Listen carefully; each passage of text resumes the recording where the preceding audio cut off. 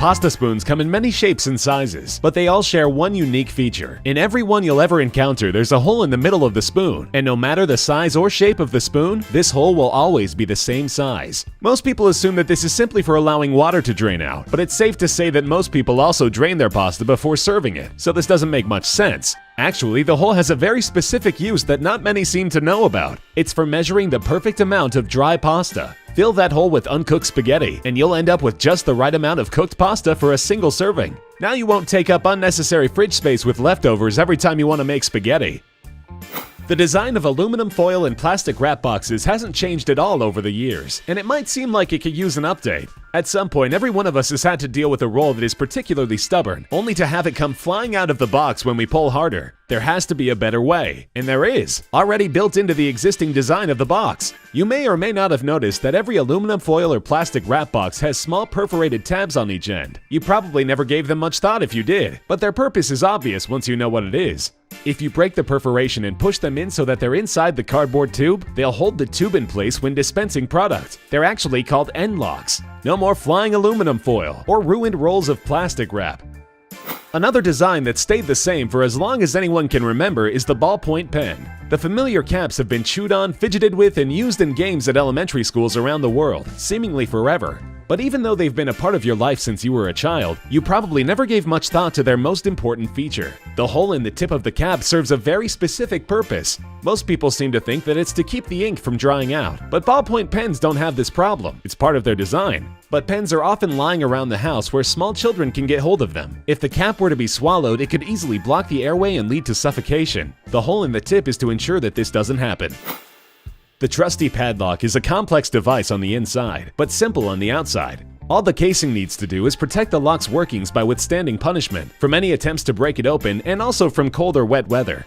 Every padlock you've ever seen has a tiny hole in the bottom, usually next to where the key goes. It stands to reason that this could be for oiling the lock to keep it working properly, and many people use it for that purpose, but that's not its main function. While they're designed to keep moisture out, no padlock can keep out all of it, especially when exposed to heavy rains. The hole is to allow moisture to drain out and keep the lock from being permanently damaged.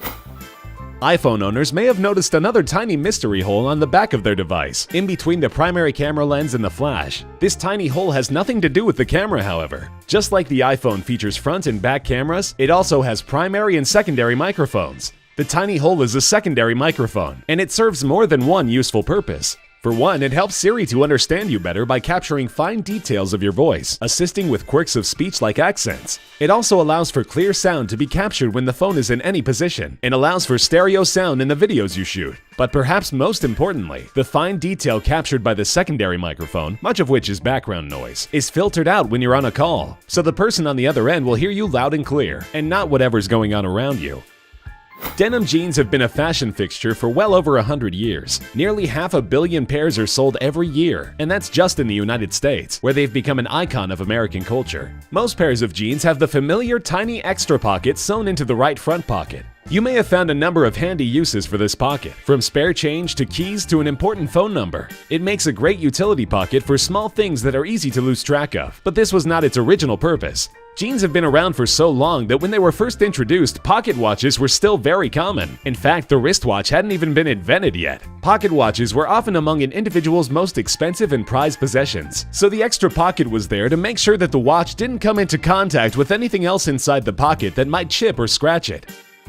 The trusty swing stapler is, well, a staple of any office. Its design is simplicity itself, and staples hold documents together so well that a separate device was invented just to remove them. But nearly every stapler has a hidden feature that makes this unnecessary. You may have noticed that the metal plate that folds the staple inward is attached by an exposed screw. The plate could just as easily be glued into place, but it's actually meant to be removed and turned around. If you turn the plate upside down and screw it back into place, the staple will still secure the documents but will bend gently outward instead of inward. This is very convenient for securing documents together that will have to be separated later. Rather than using a staple remover or endure the hassle of trying to pry the staples open, the documents can simply be pulled apart.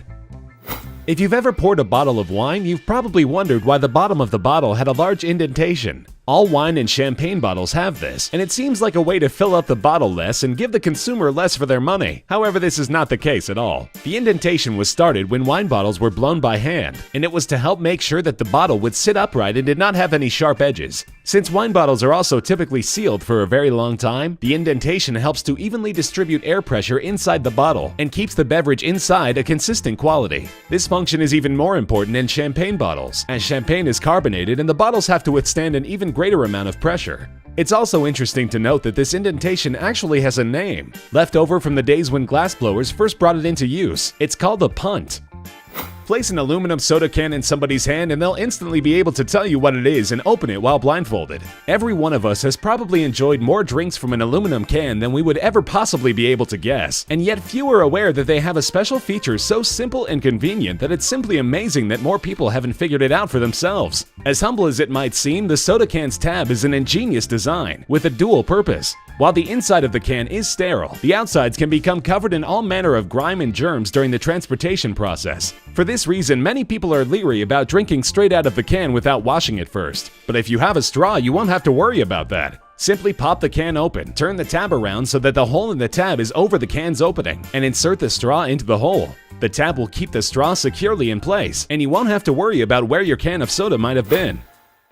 You've probably never given much thought to the headrests in your car. In fact, to call them headrests is questionable, given that most of them are positioned too far back on the seat to comfortably rest your head on, and the driver's head requires free range of movement anyway. If they're not actually for resting your head on, it seems like they could be done away with altogether. But your headrests disguise an important feature that could one day save your life. Every car's headrest is removable, and the two metal prongs that slide into the seat and hold it in place aren't just used for adjusting its height. They're sturdy enough to withstand punishment and strong enough to punch holes in automotive safety glass. If you were to become trapped in the car and were unable to roll down a window, you can firmly hold the cushioned headrest and use the metal prongs to smash out a window and get to safety.